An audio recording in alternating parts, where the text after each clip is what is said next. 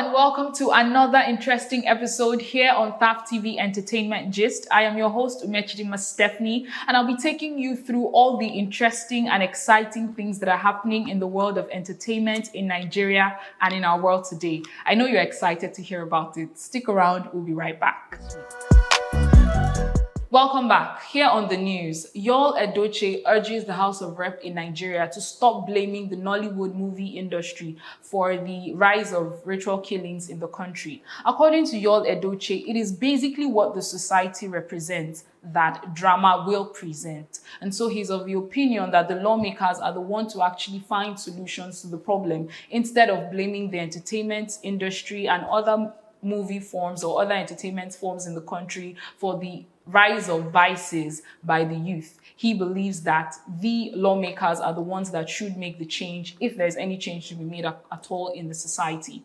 Next, we have Yvonne Nelson, who on a particular interview in Ghana shared how she was able to make her money. She was trying to encourage other Ghanaian actors by telling them how she was able to work and feature in many Nigerian films in order to make money to produce her own films in Ghana. According to Yvonne Nelson, other Ghanaian actors can do same and can do other things that would help them to generate funds in order to produce meaningful drama and meaningful entertainment forms in the country. Third, it will surprise you to know that most of your faves are actually born into Christian backgrounds or very strict religious backgrounds. People like Ricardo Banks, Zlatan, Lil Kesh, and all your faves really. Most of them are born into Christian backgrounds. Most of them are born into very, very rigid Muslim backgrounds. But basically, a lot of them actually have, that undertone of very, very rigid religious backgrounds. This can actually generate a discourse where we hear from you what you think about training up a child in a certain, way, a certain background with a certain mindset, and then they deviate from that particular mindset as time goes on. What do you think about it? Do you think it's right? How would you feel if, as a religious person, you train your children, in a certain way, with a certain mind view, with a certain world view, and at some point they deviate from that world view and start doing differently? Do you think they've done wrong? Do you think they've done right? How do you think the society will perceive them in the world today? Drop your comments in the comment section down below. We would be absolutely excited to hear from you. Something very, very, very exciting and interesting happened in Port Harcourt on the 11th to 14th of February 2022. Philomena, the stage play, which is a production that was hosted by the production house Kike Production Limited, took place at the Atlantic Hall Presidential Hotel. It was produced by Bikia Graham Douglas. The executive producer was Mona Lisa Chinda. It was written and directed by Bimbo Manuel. And because of we are Thav TV and because of we want to give you a slice of entertainment, information, and all that good stuff in between, one of our reporters had to be at the location live and direct to bring us some sizzling and hot information of all the things that took place there. So please sit down, stick around, relax. We will be right back.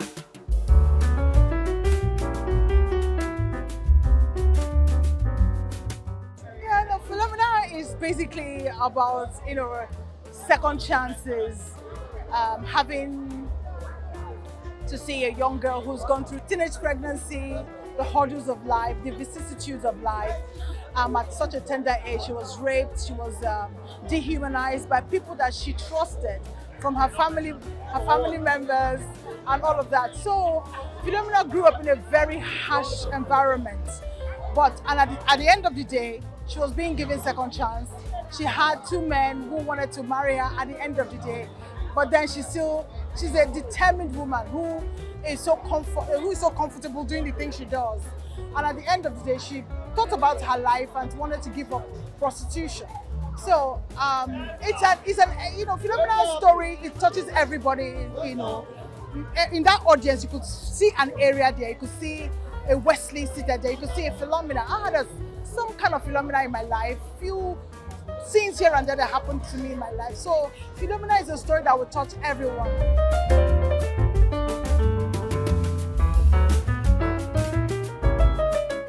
Well, I played the role of Area. Area is one of the characters. who's always, you see him in Philomena's bar, a very close friend to Philomena. And, well, very educated young man who, of course, while watching, you heard him say he has a master's degree in biochemistry and also a doctorate degree in view. But again, a lot of people come into say an everyday story. It's an everyday story.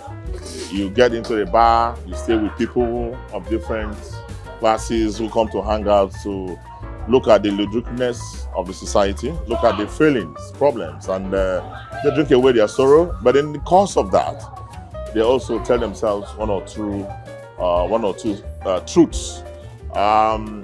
It is a satire for me, while also being comic. They tell the story, they tell the truth.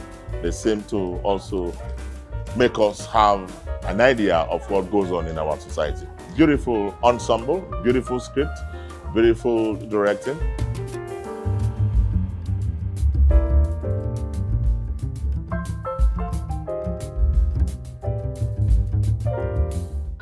Well, as Mona Lisa said, this company belongs to Mona Lisa and Uncle Bimbo Manuel. They are committed to rejuvenating the theater scene and re-energizing it. And for me, as Bikia Graham Douglas and Beta Arts Foundation, I will definitely be working with them. We will be collaborating to ensure that we bring more productions like this to Port Harcourt, not just Port Harcourt, but to the Niger Delta.